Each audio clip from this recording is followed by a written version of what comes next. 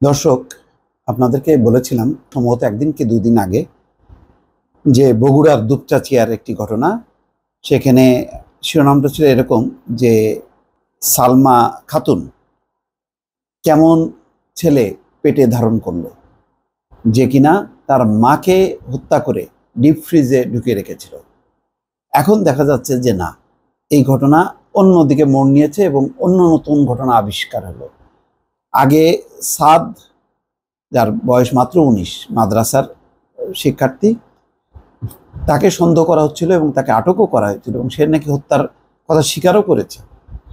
বলছে যে টাকা না পেয়ে, অর্থাৎ টাকা চেয়ে না পেয়ে মাকে হত্যা করে ডিপ ফ্রিজে ঢুকে রাখে। এবং তার একটা বর্ণনাও ছিল যে পিছন দিক দিয়ে নাকি কুমড়ো কাটছিল, পিছন দিক দিয়ে যে মা গলা চেপে ধরে এবং ওই ধস্তাধস্তিতে ছেলের হাতও কেটে যায় ওই বটিতে, তারপরেও সে ছাড়েনি এবং শেষ পর্যন্ত নিথর হয় এবং ওই নিথর দেহ ডিপ ফ্রিজের মধ্যে ঢুকায় রাখে। এখন দেখা যাচ্ছে যে না, অন্য ঘটনা। এবং এই নতুন যেই হত্যার অভিযোগ আনা হয়েছে, ভাড়াটিয়া, এবং সেখানে তিনজনকে, এক মহিলা সহ তিনজনকে আটক করা হয়েছে। কি সেটা আর এক রহস্য। আমরা শুনি কালবেলাতে এসছে যে বগুড়ার দুপচাচিয়া গৃহবধূ উম্মে সালমাকে হত্যার পর ডিপ ফ্রিজে রাখার ঘটনার নতুন মোড় নিয়েছে। হত্যাকাণ্ডে দুদিন পর উম্মে সালমার ছেলে সাদ বিন আজিজুর রহমান এই হত্যাকাণ্ডে জড়িত বলে দাবি করেছিল র্যাব। তবে পুলিশ বলছে সালমার ছেলে সাদ নয়, এতে সরাসরি জড়িত 3 অভিযুক্তকে গ্রেপ্তার করা হয়েছে। এরা হলো সাদের বাসার 4 তলার ভাড়াটিয়া, উপজেলার চামরুল ইউনিয়নের উত্তর সাজাপুর গ্রামের আইয়ুব আলীর স্ত্রী মাবিয়া বেগম 50, তার সহযোগী গুনাহার ইউনিয়নের তালুচ পশ্চিমপাড়া আব্দুর রহিমের ছেলে মোসলেম উদ্দিন 26 এবং একই এলাকার নিখিল রবিদাসের ছেলে ভ্যান চালক সুমন রবিদাস 28। এই 3 জন মিলে নাকি হত্যা করে।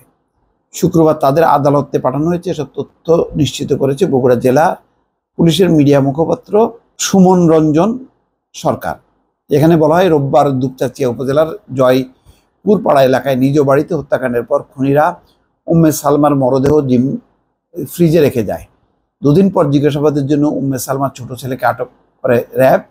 পরদিন র্যাব জানায় উম্মে সালমার ছেলে সাদ বিন আজিজুর রহমান স্বীকার করেছেন তিনি নিজের মাকে হত্যা করেছেন। র্যাবের কাছে ছেলে স্বীকার করলো যে তিনি হত্যা করেছেন। আর এখন পুলিশ বলছে সাদ তার মাকে হত্যা করেনি, তাদের বাড়ির ভাড়াটিয়া মাবিয়া আক্তার 2 সহযোগীকে নিয়ে হত্যা করেছেন উম্মে সালমাকে। মবিয়া এবং তার 2 সহযোগী সুমন চন্দ্র এবং মুসলিমকে গ্রেপ্তার করা হয়েছে। হত্যাকাণ্ডের সময় ওই বাসা থেকে খোয়া যাওয়া ওয়াইফাই রাউটার এবং 2টি মোবাইলের সূত্র ধরে তারা প্রথমে আটক করেন বাসার ভাড়াটিয়া মবিয়া আক্তারকে। মবিয়া পুলিশকে জানায় 4 মাস আগে উম্মে সালমার ওই বাসা ভাড়া নিয়ে তিনি এখানে মাদক এবং অনৈতিক কাজ চালিয়ে যাচ্ছিলেন। বিষয়টি টের পাওয়ার পর উম্মে সালমা এবং তার স্বামী আজিজুর রহমান ভাড়াটিয়া মবিয়া আক্তারকে 1 মাস ধরে বাড়ি ছেড়ে দেওয়ার জন্য বলেছিলেন। তার কাছে 2 মাসের ভাড়াও পাওনা ছিল। বিষয়গুলো নিয়ে মবিয়া বাড়ির গৃহকর্ত্রী উম্মে সালমার প্রতি ক্ষুব্ধ ছিলেন।